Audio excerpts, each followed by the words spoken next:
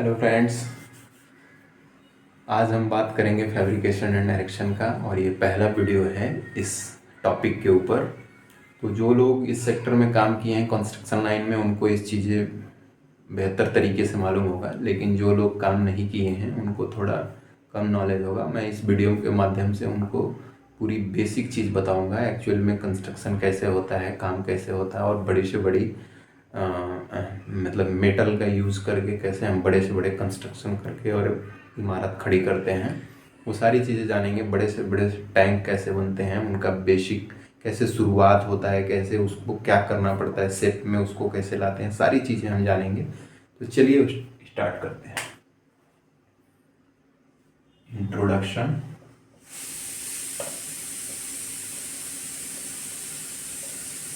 Topic है हमारा fabrication and direction. सबसे पहले तो हम जानेंगे कि फैब्रिकेशन एंड डायरेक्शन होता क्या है, किसको बोलते हैं। फैब्रिकेशन का मतलब होता है किसी भी चीज़ को बनाना, और डायरेक्शन का मतलब होता है, जैसे समझिए हम कोई भी मशीनरी बना के तैयार कर रहे हैं, उसको सही जगह पर, उसके एक्चुअल जगह पे उसको खड़ा करना, यानी कि उसको अपने स्थिति में खड़ा करना। ठीक है। फैब्रिकेशन यानी कि जो कुछ भी आइटम है, जो कुछ भी जॉब है हमारा, उसको बनाना, और इरेक्शन का मतलब उसको सही पोजीशन पे, सही जगह पे खड़ा करना। तो सबसे पहले हम बात करेंगे फैब्रिकेशन का।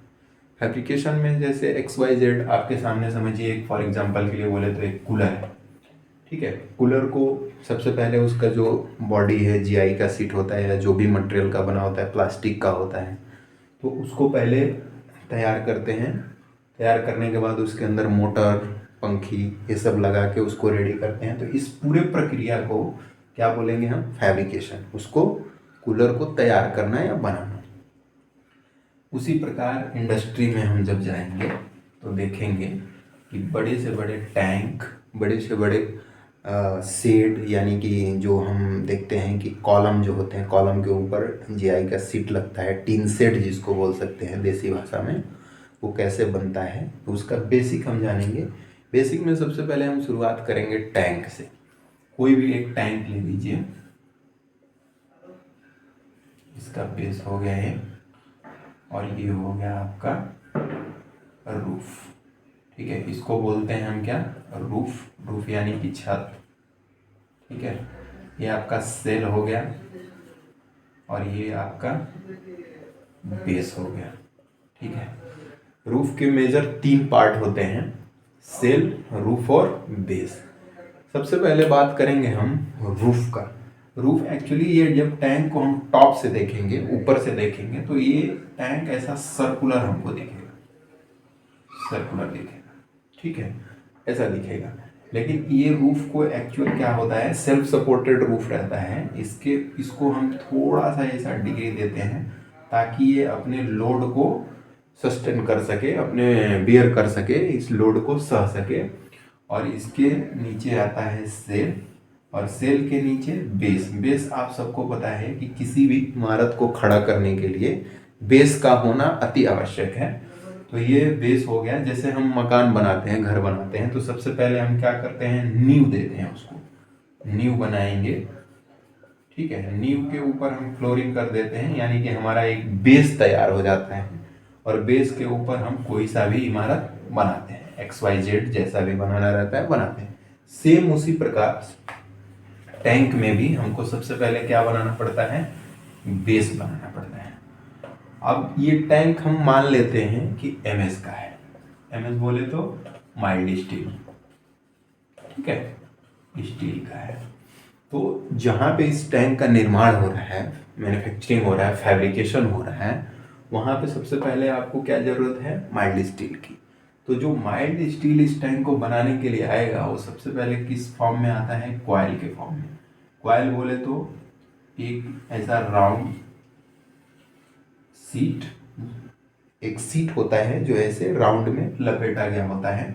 जब हम इसको ओपन करेंगे तो ये कुछ इस फॉर्म में ओपन होगा, ठीक है। इसको रोल करके ताकि ट्रांसपोर्टेशन में इजी रहे इस चीज़ को लेके जाना, क्योंकि जो ये सीट होते हैं ये बहुत लंबे लंबे होते हैं, तो इसको इस तरह से कैरी करना पॉसिबल नहीं है। इसलिए इसको क्या किया जाता है इंडस्ट्री के अंदर, रोल करके, और इसे देखते होंगे आप ट्रेन से या बड़े बड़े जो ट्रक होते हैं वहाँ से उससे ट्रांसपोर्ट से भेजा जाता है।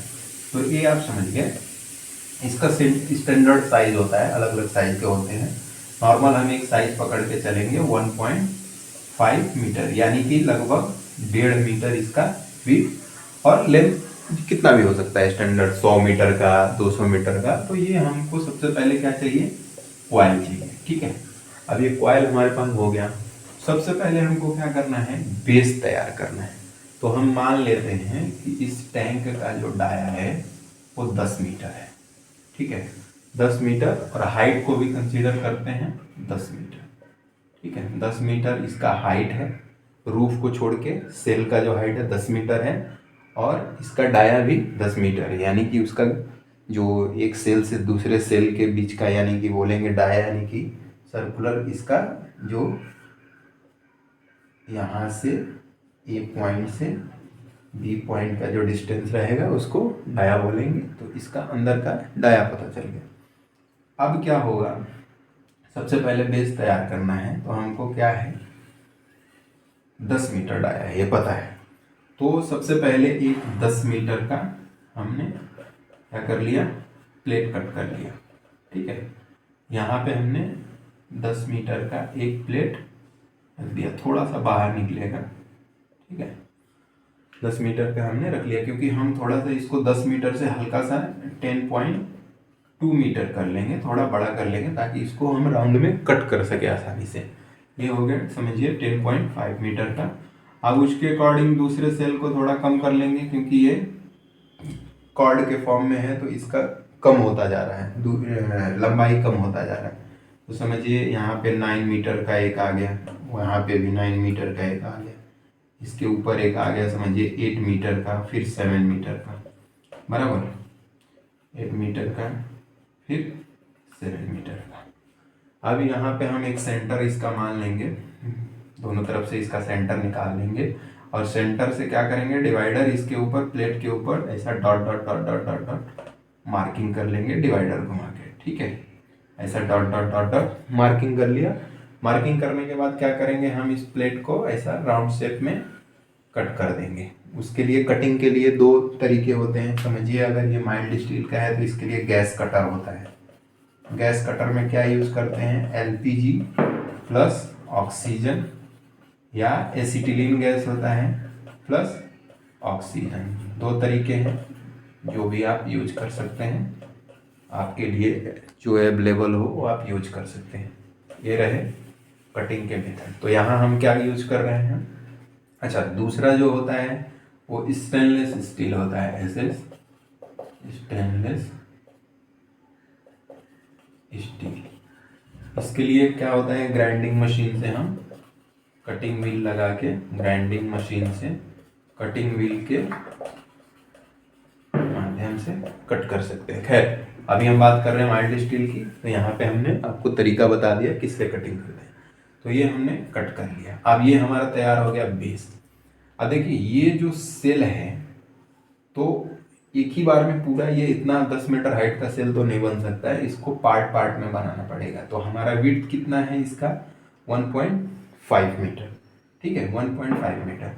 और इसका डाया हमको पता है कितना, डाया कितना है 10 मीटर, ठीक है।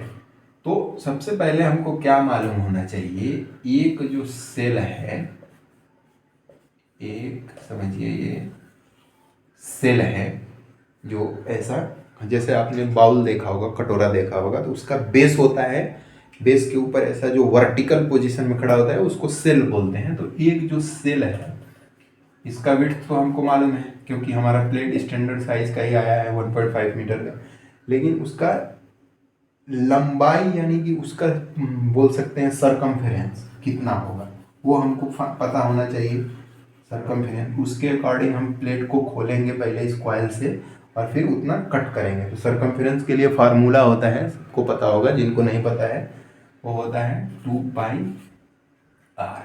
अब इसको सरकमफेरेंस बोल सकते हैं, या एक इस पॉइंट से पूरा यहाँ तक लेंथ, यानी कि लेंथ ऑफ सेल भी बोल सकते हैं।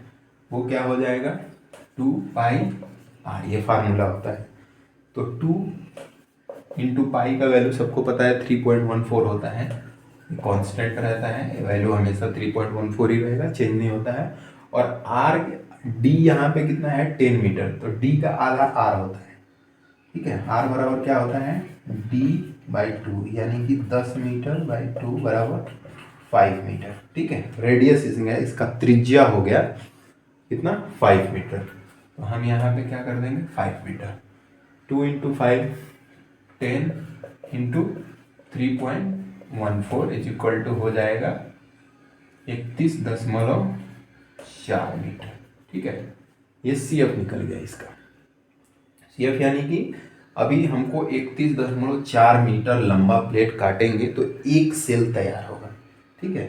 तो हम क्या करेंगे 31 इस सेल को 10 हटा के 31.4 मीटर लंबा हमने कट किया।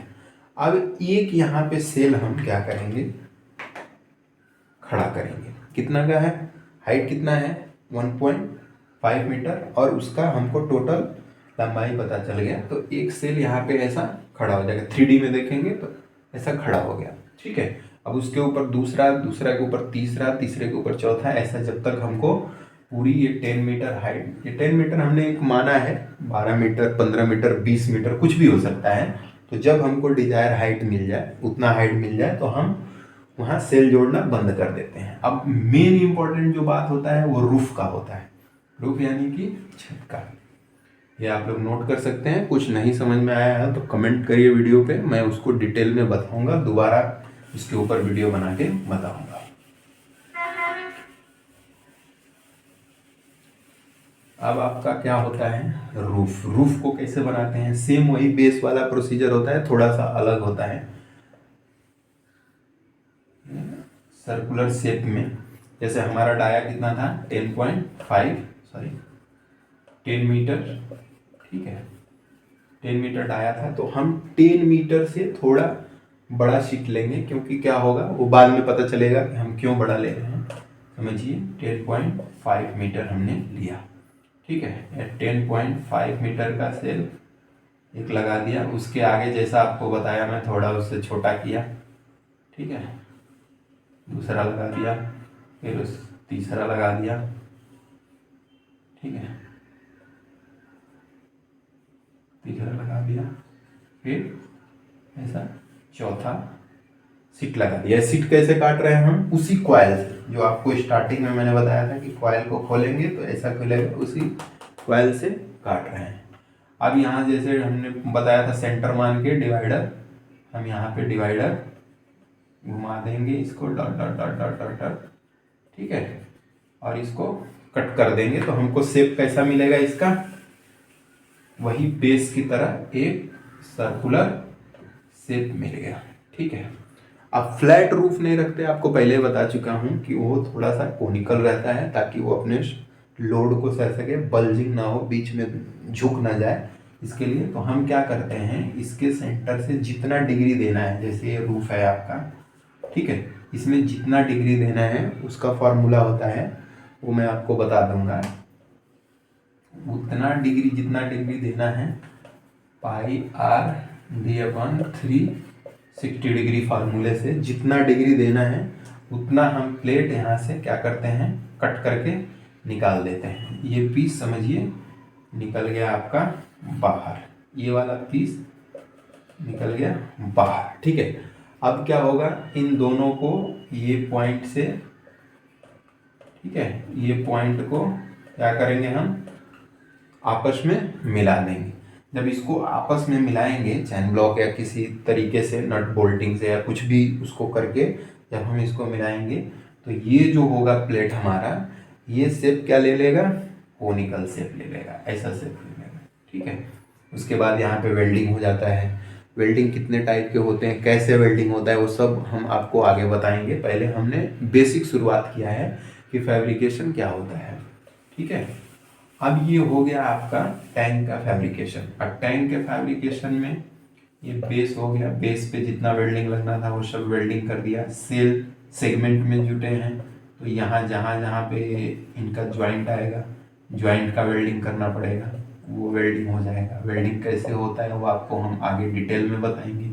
ये रूफ हो गया, रूफ का जहाँ पे भी ज्वाइंट आएगा वहाँ वेल्डिंग हो गया। ये हमारा टैंक बन के अब हो गया तैयार। ठीक है, इसको क्या बोलेंगे हम? Fabrication of tank. ठीक है, तो आप होपफुली आप समझ गए होंगे कि फैब्रिकेशन हम किसको बोल रहे हैं। किसी भी प्रकार के स्ट्रक्चर को, टैंक को या किसी भी इक्विपमेंट को बनाने की प्रक्रिया को हम क्या बोल रहे हैं? फैब्रिकेशन। अब एरेक्शन सेकेंड टर्म था, तो जैसा कि आपको बताया था मैं कि उसी चीज को, उसी इक्विपमेंट को, उसी जॉब को सही जगह पे खड़ा करने की प्रक्रिया क्या कहलाता है? एरेक्शन। तो अब समझिए कि ये टैंक हमारा बन के रेडी है। इसके लिए एक सिविल का बेस बना हुआ है। ठीक है, अब इस टैंक को इस बेस के ऊपर लाके रखना। ठीक है, इस बेस के ऊपर लाके रखना क्या कहलाएगा? एरेक्शन। यानी कि पहले हमने इसका क्या किया? फैब्रिकेशन किया, बनाया इसको, फिर वापस में इसको सही पोजीशन पे जाके जहां इसको रखना है, जहां हम यहाँ पे स्टोरेज टैंक है समझिए, तो जो भी हम इसके अंदर स्टॉक करने वाले हैं, स्टोर करने वाले हैं, वो इस फाउंडेशन के ऊपर रख देंगे तो स्टॉक कर सकते हैं। ये रहा दोस्तों आप लोगों के लिए इंट्रोडक्शन फैब्रिकेशन एंड एरेक्शन का। आगे हर दिन आपको एक नया वीडियो मिलेगा। वीडियो के अंदर क्या बातें होंगी? फैब्रिकेशन, एरेक्शन आज हो गया, उसके बाद से हम बात करेंगे वेल्डिंग का। वेल्डिंग कितने टाइप के होते हैं पूरे डीप में बात करेंगे उसके बारे में। उसके बाद जितने भी टेक्निकल टर्म हैं जो इसमें यूज होते हैं, जैसे वेल्डिंग का टाइप हो गया, जो हम इलेक्ट्रोड उसमें यूज कर रहे हैं वो कौन से होते हैं, किस मटेरियल के लिए कौन से इलेक्ट्रोड यूज किए जाते हैं, ये सारा कुछ जानेंगे। आप लोगों के लिए कोई और अगर ऐसा इंटरेस्टिंग टॉपिक रहेगा तो वो कमेंट में आप बता सकते हैं, हम उस टॉपिक पे डिटेल में बात करेंगे। आज दीजिए इजाज़त, धन्यवाद।